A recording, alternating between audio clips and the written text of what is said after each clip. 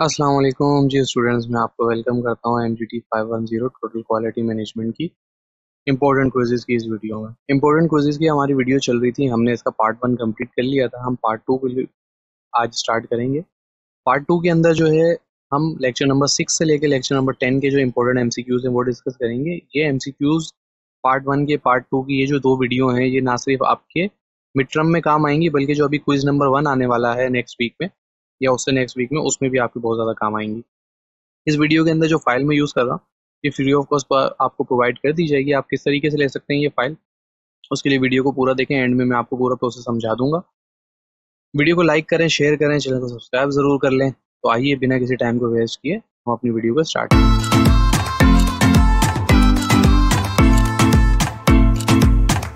जी friend, lecture number 6 का पहला MCQs है, what is the primary goal of total quality management. के total quality management का जो है वो प्राइमरी गोल क्या होता है। तो इसका आंसर है answer number 1, best use of organization resources. जिस ऑर्गेनाइजेशन के अंदर आप काम कर रहे हैं उसके जो बेस्ट रिसोर्सेज हैं उसको आप यूज करें, यानी कि उसके रिसोर्सेज को बेस्ट वे में यूज करें आप। सेकंड है, what does TQM emphasises regarding customer supplier relationship. TQ का एम जहाँ पे भी लिखा हुआ है तो इसका मतलब है टोटल क्वालिटी मैनेजमेंट। तो इसका आंसर है 3, embracing both internal and external customer and supplier. Third question है, which of the following is not a measurement of performing in T Q M, यानी कि कौन सा इसमें से जो है फॉलोइंग है, इनमें से कौन सा ऑप्शन है जो कि मेजरमेंट के टूल के तौर पे यूज नहीं होता, आपकी परफॉर्मेंस को मेजर करने के लिए यूज नहीं होता as per total quality management. तो इसमें थर्ड आंसर है रिड्यूसिंग एक्सटर्नल सप्लायर रिलेशनशिप।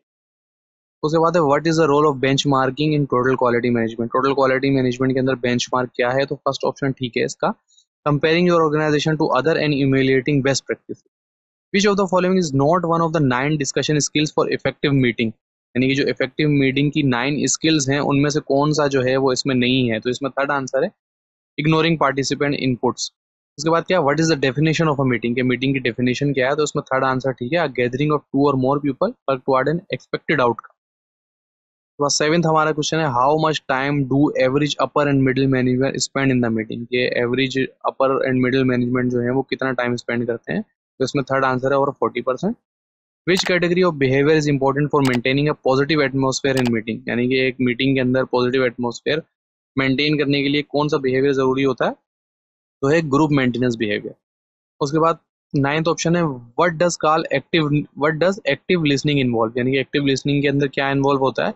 तो थर्ड आंसर है giving non verbal cues to show interest. अब when should a meeting leader start a meeting, के मीटिंग लीडर को मीटिंग कब start कर देनी चाहिए। तो इसका आंसर है third, punctually without waiting for later comers, यानी कि आपने अगर मीटिंग में है तो लेट कमर्स का इंतजार नहीं करना चाहिए, टाइम पे आपको मीटिंग स्टार्ट कर देनी चाहिए। Why it is important to restate the purpose of the meeting, यानी कि ये क्यों जरूरी होता है कि जब आप एक ने मीटिंग कंडक्ट कर दी है, सबको एजेंडा पता होता है किस चीज पे मीटिंग हो रही है, सब पता होता है, लेकिन आप फिर भी वो क्यों जरूरी होता है कि उस मीटिंग का पर्पस जो है स्टार्ट में दोबारा से बताया जाए। To focus the group attention on the task to be accomplished, यानी कि थर्ड ऑप्शन ठीक है जो मैंने पढ़ के आपको बताया। What is the primary function of the meeting minutes, यानी कि मीटिंग मिनट्स का प्राइमरी फंक्शन क्या होता है। तो नंबर 1 इसका आंसर सही है, to provide a permanent written record of meeting proceeding. उसके बाद लेक्चर नंबर 7 हमारा स्टार्ट होता है, what is the transcendent view of quality primary based on. इसका आंसर नंबर 2 ठीक है, according to transcendent view of quality how is quality recognized. इसका third option जो है वो ये आंसर ठीक है। और उसके बाद हम देखते हैं third, which critique of transcendent view of quality does Walter A Shewhart offer, यानी कि वॉल्टर ए शेवर्ड ने जो है वो कौन सा ट्रांसेंडेंट व्यू दिया था। तो सेकंड आंसर है, उन्होंने दिया था it fail to provide a tangible definition of quality. उसके बाद है fourth question, what does the product based quality emphasizes, यानी कि प्रोडक्ट बेस्ड क्वालिटी किस चीज के ऊपर एम्फसाइज करती है। तो इसका फर्स्ट आंसर है मैन्युफैक्चरिंग इंजीनियरिंग प्रैक्टिसेस जो है उनके ऊपर एम्फसाइज करती है। How is quality assist in the manufacturing based view of quality, यानी कि manufacturing based view of quality जो है वो किस तरीके से जो है वो असिस्ट की जाती है। तो उसमें सेकंड ऑप्शन है through conformance to specified requirement, अगर स्पेसिफाइड रिक्वायरमेंट पूरी कर रही हैं तो उस तरीके से असिस्ट किया जाता है। What is the primary focus of the user based view of quality, यानी कि user based view of quality का प्राइमरी फोकस क्या होता है। तो इसमें आंसर है user preferences and needs. Seventh हमारा question, in the context of quality what is the user based perspective primary assumption, यानी कि यूजर बेस्ड पर्सपेक्टिव की प्राइमरी अजम्पशन क्या होती है। तो इसका करेक्ट आंसर है for quality rest in the user perception, यानी कि क्वालिटी जो है वो यूजर के परसेप्शन में रहती है। नंबर 8 है, according to the value based view of quality how is quality defined, यानी कि वैल्यू बेस्ड व्यू क्वालिटी किस तरीके से डिफाइन की जाती है। Quality is a combination of benefit and sacrifices at an acceptable price, यानी कि कुछ चीजों का कम्बिनेशन है, फायदों का भी और कुछ सेक्रीफाइसेस का एक्सेप्टेबल प्राइस के ऊपर। What encompasses the concept of customer value in quality, यानी कि कस्टमर का कॉन्सेप्ट क्या होता है क्वालिटी के लिए, क्वालिटी की क्या वैल्यू होती है, benefit and sacrifices when using a product of services.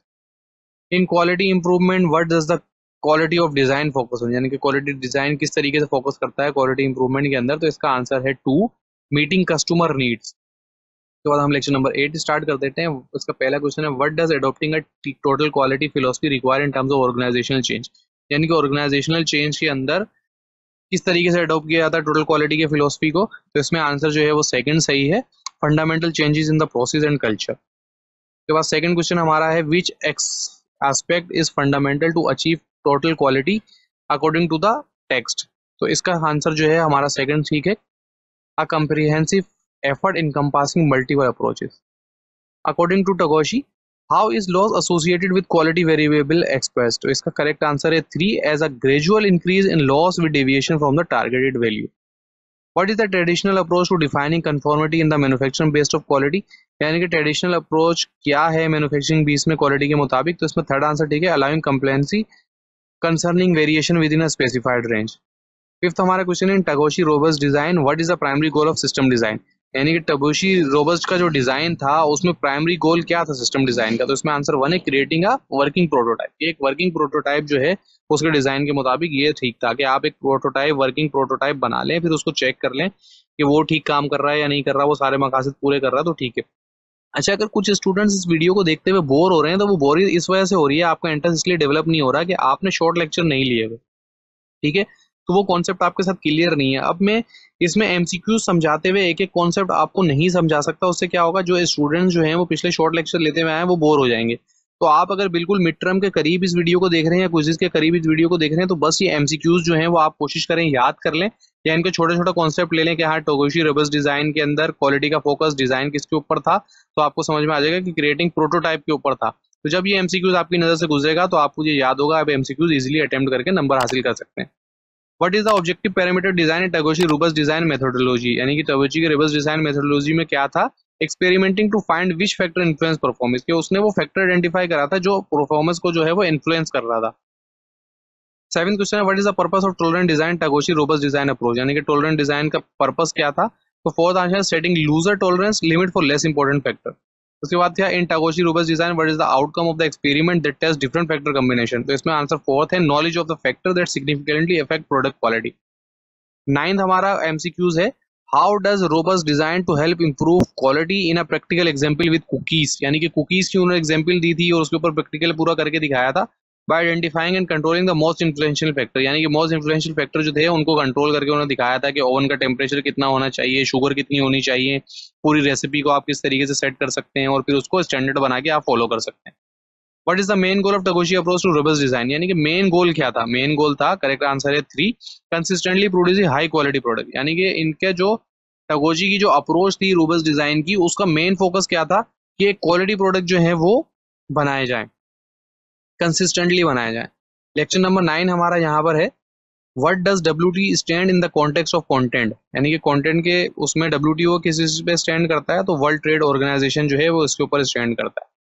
Question number 2 है in the shifting of focus corporate culture what does the change from thinking global to being global imply, यानी कि आप thinking global से जब being global पे आएंगे तो क्या चीज इंप्लाई होगी, तो इसका करेक्ट आंसर है B actively participate in the global market operation. अगर आप थिंकिंग ग्लोबल से बीइंग ग्लोबल कहलाना चाहते हैं, यानी कि आप एक तो होता है ना कि आप अपने बिजनेस को ग्लोबली लेके जाना चाहते हैं, ये आपकी सोच है, और जब आप ग्लोबली बनना चाहते हैं तो उसके लिए आपको क्या करना पड़ेगा, एक्टिवली पार्टिसिपेट करना पड़ेगा ग्लोबल मार्केट में और उनके ऑपरेशंस को फॉलो करना पड़ेगा आपको। क्वेश्चन नंबर 3 है according to the content what is the goal of the TQ model of an organizational management, एक ऑर्गेनाइजेशनल मैनेजमेंट का गोल क्या होता है, ठीक है, तो वो यहाँ पर है लॉन्ग टर्म सर्वाइवल जो है वो किसी ऑर्गेनाइजेशन का गोल होता है। What is the key focus of the cultural model of organization management, यानी कि कल्चरल मॉडल का ऑर्गेनाइजेशन मैनेजमेंट का की फोकस क्या है, वो है relationship and enacted boundaries. Question number 5 है in the shifting focus corporate culture what is the shift from mass mindset to lean and me mindset associated with, इसका correct answer है B adopting a more efficient and quality based mindset. Question number 6 है what is the primary objective of the mechanistic model of organizational management, यानी कि organisational management के अंदर जो mechanistic model होता है उसका प्राइमरी ऑब्जेक्टिव क्या होता है? ऑर्गेनाइजेशन एफिशिएंसी एंड परफॉर्मेंस, यानी कि उसका मेन ऑब्जेक्टिव होता है कि ऑर्गेनाइजेशन को जो है वो एफिशिएंट किया जाए उसके परफॉर्मेंस के अंदर। In the context of Taguchi approach to robust design, what is the main goal of the system design, main goal क्या था सिस्टम का? क्रिएटिंग अ वर्किंग प्रोटोटाइप, ये क्वेश्चन ऊपर भी आ चुका है। According to the content, what does upgrade people represent in shifting corporate culture, ये किस चीज को रिप्रेजेंट कर रहे होते हैं अपग्रेड पीपल कॉर्पोरेट कल्चर के अंदर? तो इसमें है focusing on employ training and development, जाहिर सी बात है कि वो अपने लोगों को ट्रेन करना चाहते हैं, उनको डेवलप करना चाहते हैं, ये उनका मेन फोकस होता है। What is the robust design approach primary focus, robot design किसी को प्राइमरी फोकस कर रहा होता है? तो यहाँ पे सी आंसर था आइडेंटिफाइंग कंट्रोलिंग इन्फ्लुएंशियल फैक्टर, कि जो फैक्टर जो है जिनकी वजह से क्वालिटी खराब हो रही है, जिनकी वजह से प्रोडक्टिविटी खराब हो रही है, जिनकी वजह से कॉस्ट बढ़ रही है, उनको आइडेंटिफाई करना और उनको कंट्रोल करना। क्वेश्चन नंबर 10 है in the organizational model for management what is the organism model primary concern with, यानी कि ऑर्गेनाइजेशनल मॉडल्स जो है वो मैनेजमेंट के, उसके अंदर जो ऑर्गेनिज्म मॉडल है वो किस चीज से प्राइमरी कंसर्न करता है? तो इसका आंसर है बी, ऑर्गेनाइजेशनल सर्वाइवल से कंसर्न करता है। तो यहाँ तक हमने लेक्चर नंबर 9 तक कंप्लीट कर दिए हैं। अब हमारा लेक्चर 10 के इंपॉर्टेंट एमसीक्यूज स्टार्ट हो रहे हैं। तो आइए इसमें देखते हैं पहला क्वेश्चन कौन सा है। What is the primary concern during the era of inspection, यानी कि एरा ऑफ इंस्पेक्शन के अंदर प्राइमरी कंसर्न क्या था? ए है डिटेक्शन।